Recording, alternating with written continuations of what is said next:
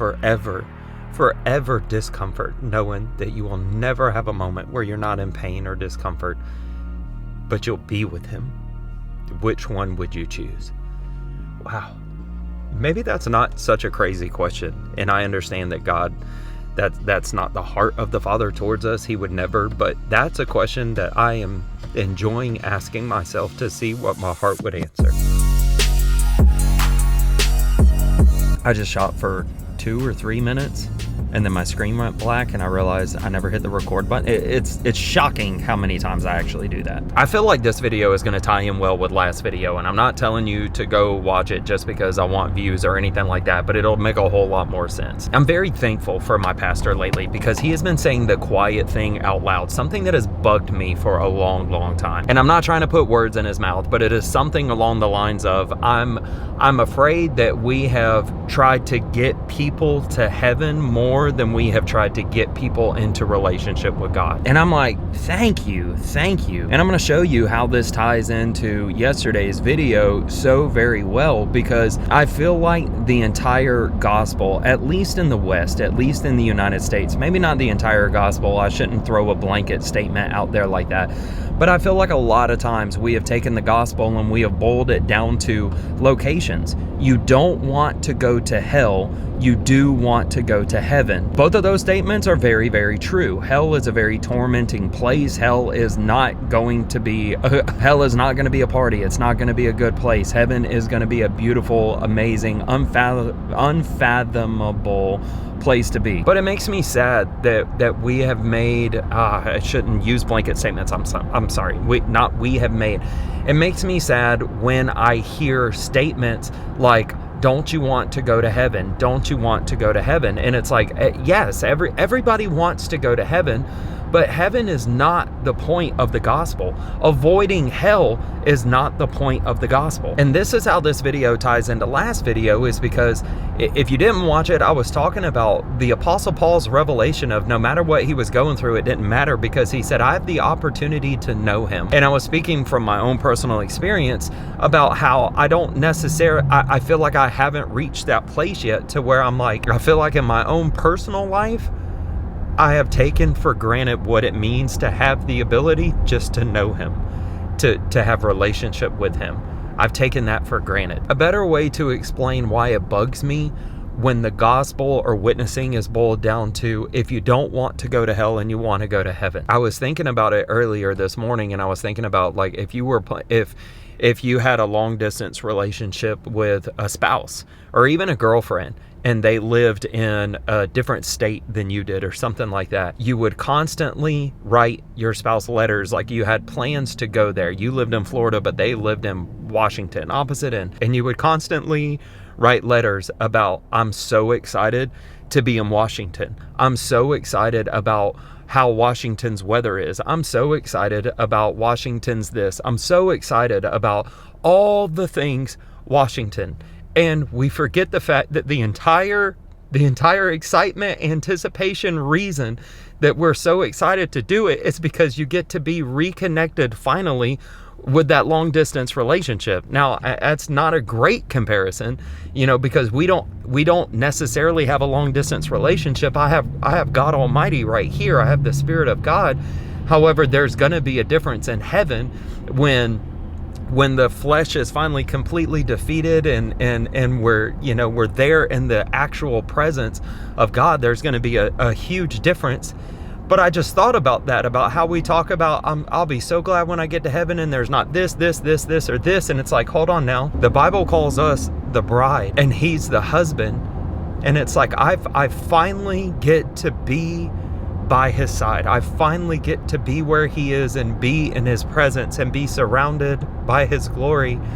And yet the only thing I feel like, the only thing that we talk about is these really selfish things, which is, I'll be glad when I don't have to deal with these earthly things anymore. And it's like, no, that's why I feel like these videos tie in together. The Apostle Paul was like, what are these chains to me? Like, what are all these things? I get to know him. I get to have relationship with him.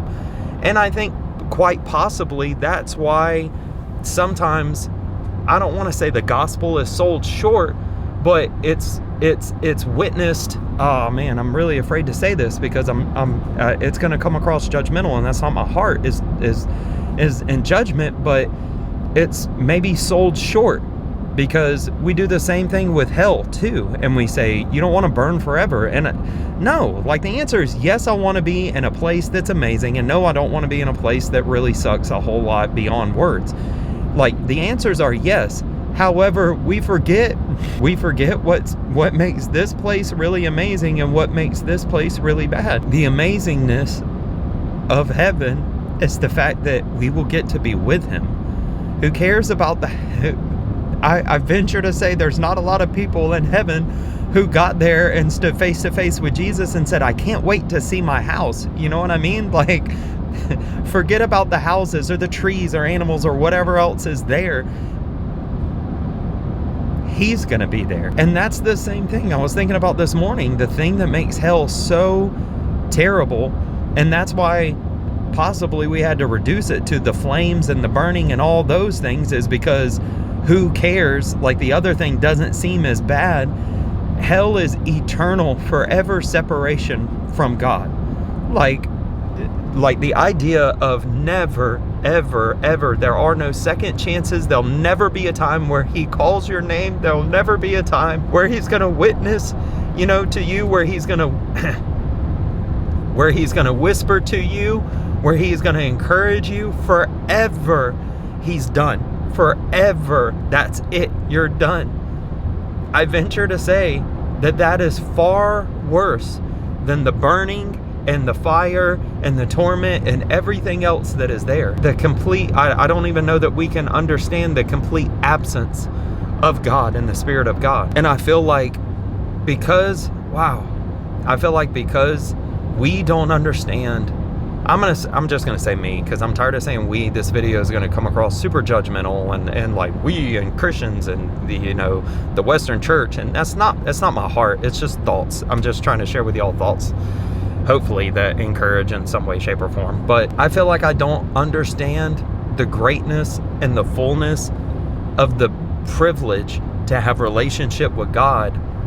That is why, if you want to scare somebody out of going to hell, you don't say, well, you never get to have relationship with God and there's the complete absence of God's presence there. Is that like, yeah, well, that doesn't sound that bad. What else? Because if it was just that, and that alone should tell us that we have far, I'm using we and us and all that again, but we have far, far, far undervalued relationship. I just thought of the most convicting question I've ever thought of in my life. If the places were swapped, would you still want to be with him? I don't know if this is a weird question or a twisted question, but I just had this thought. If you had the choice to where you could go to a place of eternal, forever comfort, beautiful houses, if there's cars, animals, you never have to eat, temperature, like just the most perfect comfort ever, like absolute comfortable place, never get sick again, nobody around you dies, nothing, but you would forever not get to be with him. Or the opposite, I can't even say it, forever discomfort, forever discomfort, knowing that you will never have a moment where you're not in pain or discomfort, but you'll be with him. Which one would you choose? Wow. Maybe that's not such a crazy question. And I understand that God, that's not the heart of the Father towards us. He would never, but that's a question that I am enjoying asking myself to see what my heart would answer. I shoot a lot of videos that when I start them, I think this will be an interesting video. And then I get done and I wonder why I have 10 people watch my videos. It's because of stuff like this. All right, guys, let's go to church.